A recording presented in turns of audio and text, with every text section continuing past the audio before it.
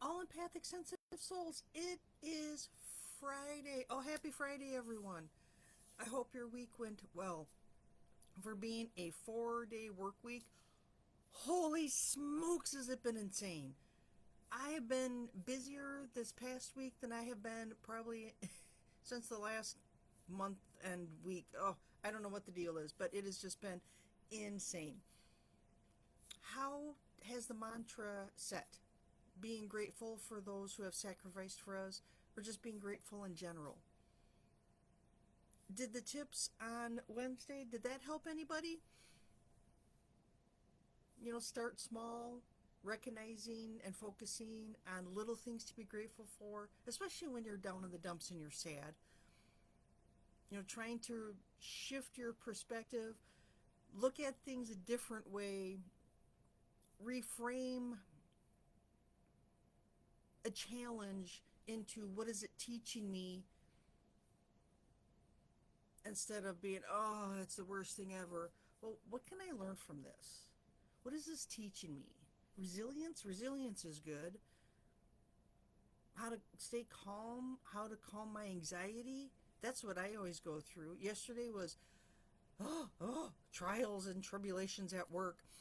But as I caught my anxiety ramping up, and it was ramping up, I caught myself early enough in that process to take some deep breaths and, this too shall pass. It's only one day. We got this. You know what? I'm human. Everybody makes mistakes. And boy, did I make a mistake. But I fixed it. Took me a while, but I got it. I had to shift the perspective of my world is ending to, what's this teaching me? Oh yeah, I can be calm in this. I get very angry, especially at people you can't talk to because everything's by email, and you're not listening to me, you're not hearing me or reading my email. It was very frustrating for me, but I got through it, and I was frustrated a shorter amount of time than what I ever used to be. So I take that as a huge win.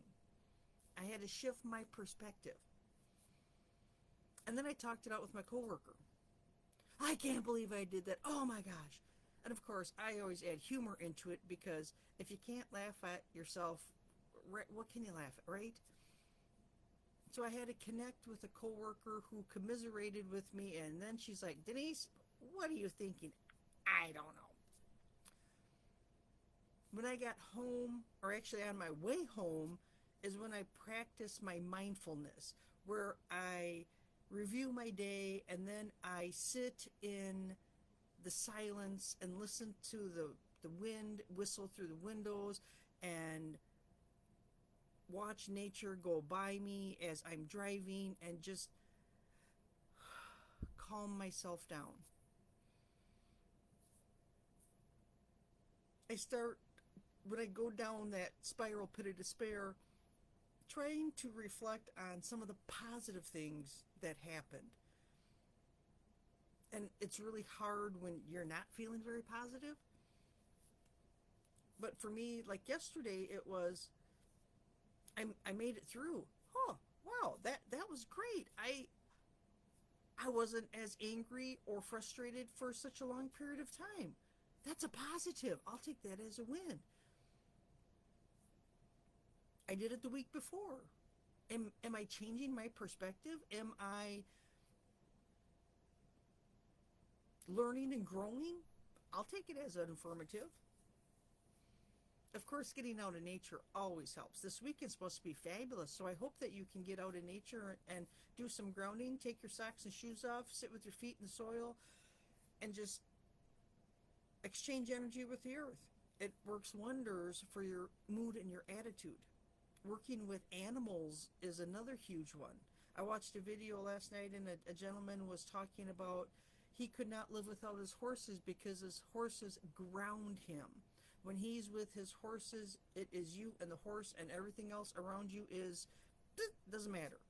The horse is grounding. It helps him process the day's emotions, and he focuses on the horse, and happy-go-lucky. Be kind to yourself. self-care, self-compassion, rest, recharge. I'm a napper. I love my naps. And I don't know if I touched on Wednesday, but do a practice, a gratitude practice. You know, when we're small, at least I was taught to say my nightly prayer. And it sounds silly, especially in today's world, but saying a prayer at night when I go to bed, it's a practice that I get into, and if I don't say it, I feel out of sorts. So I say it, and what am I thankful for, and please bless, and listing the people and the places and the things, and it's like a review of the day, and thank you for helping me get through this, and my hope for the future. It's a, a ritual, a practice. Some people like to journal. I am more of a talker or a typer than a handwriter because I've been typing for so many years. I don't spend a lot of time writing. And then I can't read my handwriting anyway, so moot point. But to get into that practice of in the morning, do a mind dump. I was on that journey for probably 6 months to a year where I would do a mind dump in the morning of all the negative, nasty, yucky thoughts and emotions that came up and wrote it all out. And it was like having a good cry. And then I had to flip the script. I had to think of, for every negative, look at that negative and what's a positive for that? I hurt this morning. I have aches and pains. It's really upsetting me. And I had to look at it like, okay, I'm getting up.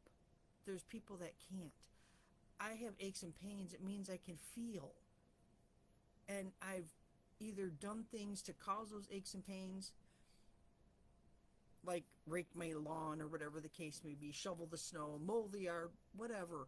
But I had that opportunity to do that. Many people don't. My alarm's going off. Well, that means I have something I have to get up for. Oh, I gotta go to work. Yeah, but I have a job when so many don't. A girlfriend of mine is going through a downsizing at her company. She doesn't know how long she'll have a job. How scary in this day and age to not have a job. She's been with this company 18 years, and they're consolidating, so, it's a redundant, so this whole department's gone. And it is so scary, especially right now. But to make a gratitude practice, when you wake up in the morning, say 3 things you're grateful for, even though it sounds ridiculous. But eventually, it just becomes second nature. It's a habit. And good habits take a while to stick in your head, and you have to keep sticking with them. Journal if you want to journal. Like I said, I'm not really a writer. I go through fits and starts. When somebody says something, I'll do it, and I'll do it for a while, and then it goes by the wayside. Because I'm naturally not a writer. I will talk. I have more stick with it if I have to call somebody and talk to them in the morning type of thing. Or I type it out. I'm pretty, because I'm fast. I'm much faster at typing than I am at writing. Even record yourself on your phone. Go for a walk. That's a good way. Get out in nature. Try to find that silver lining. And a lot of times it's hard, but we can do it. I know I've got to go to work today. It's a beautiful, gorgeous Friday. Do I want to go to work? No, but it's month end, so I'll be super busy today. But then that means the weekend will be even that much better. I'm meeting with friends. We're visiting a girlfriend whose health is in rapid decline, and I'm so sad. It is just very sad for me. But I'm grateful that I have this last day with her. And grateful that I can share funny experiences and remembrances. And oh my gosh, do you remember way back when blah, blah, blah? And it will uplift us and her. So blessings for a beautiful weekend. I hope that the weekend is everything that you dreamt it could be. that you get out in nature, that you get some self-care, that you connect with others that can hear you and listen and understand you. Practice some mindfulness. Shift your perspective. What is this teaching me? I am resilient. I will continue. I am more than good enough. I'm smarter than I thought I was. Connect with people that you care about and that love you and you love them. Take care. Be good to each other. Be good to yourself. I will check in on Monday. Bye for now, everyone.